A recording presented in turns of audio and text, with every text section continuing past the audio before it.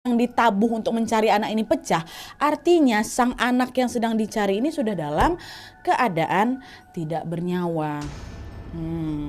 Tahan dulu, belum. Nah, melihat beberapa warga yang terlihat cemas gegara gong itu pecah, Wak, Pak Sanja pun mencoba menenangkan mereka. Ya sudah, bapak-bapak, ibu-ibu, malam ini kita pulang saja dulu. Besok kita cari lagi ya, Pak ya. Nanti saya akan bantu meminta bantuan polisi dan juga tim SAR untuk mencari Danom, kata Pak Sanja kan. Dan keputusan itu pun diambil karena memang mereka sendiri pun udah mentok kali, Wak, dalam mencari si Danom. Udah tiap tapak dicari sama warga waktu itu, nah dia nggak juga ketemu Danomnya ada di mana. Dan selain itu, Danom ini hilang sudah melebihi 24 jam sehingga polisi juga harus dilibatkan lah kan dalam pencarian itu. Nah, singkat cerita warga pun bubar nih, balik lagi ke rumah masing-masing. Nah, tapi Wak, pada saat mau pulang ini, pada saat Pak Sanja nih mau pulang, tiba-tiba aja Pak Sanja nih dicegat sama dua warga lainnya, dua bapak-bapak lainnya. Kita panggil aja lah namanya satu Pak Edo, satu Pak Ampong ya. Nah, bapak berdua ini tiba-tiba menghentikan langkah Pak Sanja. Dia bilang, Pak Sanja bentar sini lu. Jangan pulang dulu, ayolah ikut kami dulu yuk, kita cari Danom. Kata mereka berdua. Lah mau cari di mana lagi, Pak? Udahlah besok aja sama-sama polisi dan tim SAR. Memang gak usah ramai-ramai, Pak. Cuman kita bertiga aja yang nyari yuk. Kita mau cari Danom lewat jalur gaib, Pak. Kata si bapak berdua ini. Jalur gaib apa nih maksudnya?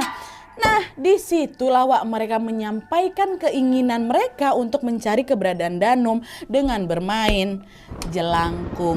Karena sejak kejadian gong pecah tadi tuh, mereka berdua ini, bapak berdua ini jadi merasa penasaran. Apakah Danom masih hidup atau memang udah tiada. Intinya permainan jelangkung yang mereka ambil itu bertujuan untuk membuktikan mitos gong yang selama ini beredar. Yang bilang kalau gong pecah berarti orang yang dicari itu udah nggak ada. Ini mereka mau membuktikan itu lewat jelangkung. Nah, mendengar ajakan itu awalnya Pak Sanja ini nggak mau ikut-ikutan, Wak. Tapi gegara, boleh kita coba juga, dia agak penasaran juga kan Pak Sanja ini. Akhirnya dia pun mengiyakan ajakannya Pak Ampong sama Pak Edo tadi. Dah lah, singkat cerita mereka bertiga nih, Wak, mulailah itu kan duduk berkeliling di bawah pohon besar yang memang tidak jauh dari area hutan tuh. Ada Pak Edo, Pak Sanja sama Pak Ampong. Tidak lama kemudian memang udah niat kali Pak Ampong udah dibawa dari rumah.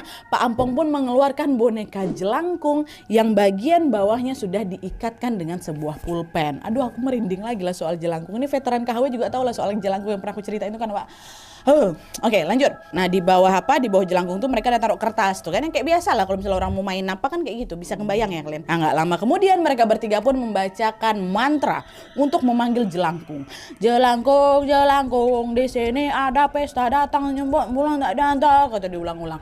Dan setelah menunggu beberapa saat, boneka jelangkung yang mereka pegang tuh nggak bergerak sama sekali. Diam aja boneka tuh. Apa nih? Nggak bergerak dia, Ampong. Ini beneran bisa nggak nih? Kok nggak ada makhluk yang masuk di sini kayaknya? Kata Pak Sanja, Wak. Biasanya bisa kok, Pak. Udahlah kita coba lagi yuk baca mantra ya, kata Pak Ampong. Dah, baca lagi jelangkung, segala macam. Nggak lama setelah itu